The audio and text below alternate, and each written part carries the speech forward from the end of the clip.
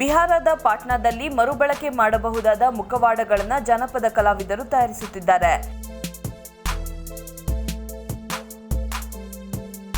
ಇದು ವಿಶಿಷ್ಟವಾದ ಮುಖವಾಡಗಳಾಗಿದ್ದು, ಇದರ ಮೇಲೆ ಮಧುಬನಿ ಮತ್ತು ಮಂಜುಷಾ ವರ್ಣಚಿತ್ರಗಳನ್ನು ಮಾಡಲಾಗುತ್ತಿದೆ. ಇಂದು ಕೊರೋನಾದೊಂದಿಗೆ ಬದುಕಬೇಕಾದ ಅನಿವಾರ್ಯ ಪರಿಸ್ಥಿತಿ ಇದ್ದು, ಮಾಸ್ಕ್ ಬಳಕೆ ಅತ್ಯವಶ್ಯಕವಾಗಿದೆ.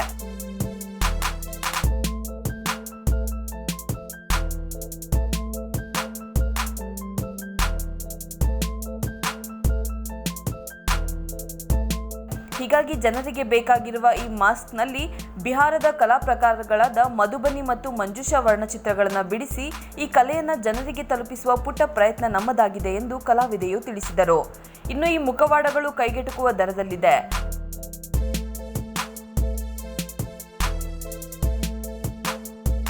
ಹತ್ತಿ ವಸ್ತುಗಳನ್ನು ಬಳಸಿ ಮಾಡಲಾಗುತ್ತಿರುವ ಈ ಮುಖವಾಡದ ಬೆಲೆ ಒಂದಕ್ಕೆ 80 ರಿಂದ 100 ರೂಪಾಯಿ ಆಗಿದೆ.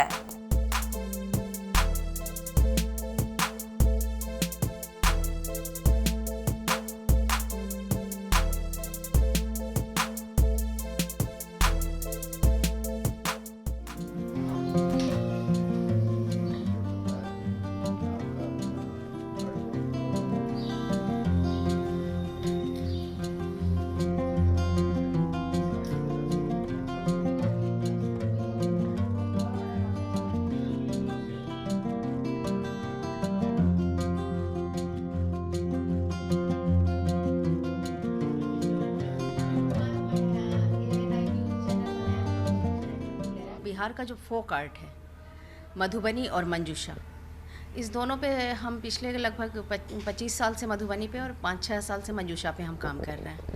तो हमको लगा कि ये बिहार के फोक आर्ट को स्प्रेड करने का, इसको बढ़ाने का, और आम लोगों के बीच में हमारे जो बिहार के फोक आर्ट को बढ़ाने के लिए हमारे गवर्नमेंट इतना कुछ करती है, इसका भी बहुत ही बेहतरीन मौका है. और जैसे जैसे हमारे डेली लाइफ में मास्क शामिल होता चला जा रहा है, अब इसको ज़रूरत के साथ साथ थोड़ा सा स्टाइल स्टेटमेंट से भी जोड़ करके देख रहे हैं या देखना शुरू कर चुके हैं.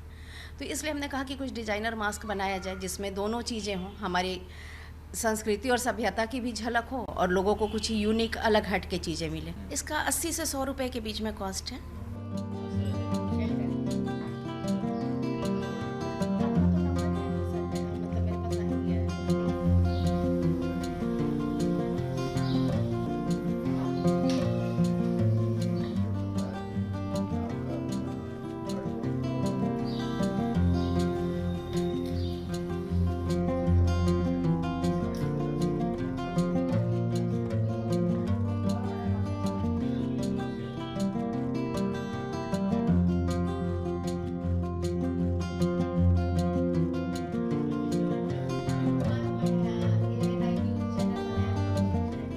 बिहार का जो फोक आर्ट है मधुबनी और मंजूषा, इस दोनों पे हम पिछले लगभग 25 साल से मधुबनी पे और 5-6 साल से मंजूषा पे हम काम कर रहे हैं.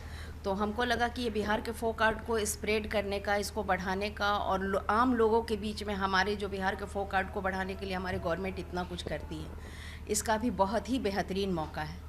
और जैसे जैसे हमारे डेली लाइफ में मास्क शामिल होता चला जा रहा है, अब इसको ज़रूरत के साथ साथ थोड़ा सा स्टाइल स्टेटमेंट से भी जोड़ करके देख रहे हैं या देखना शुरू कर चुके हैं.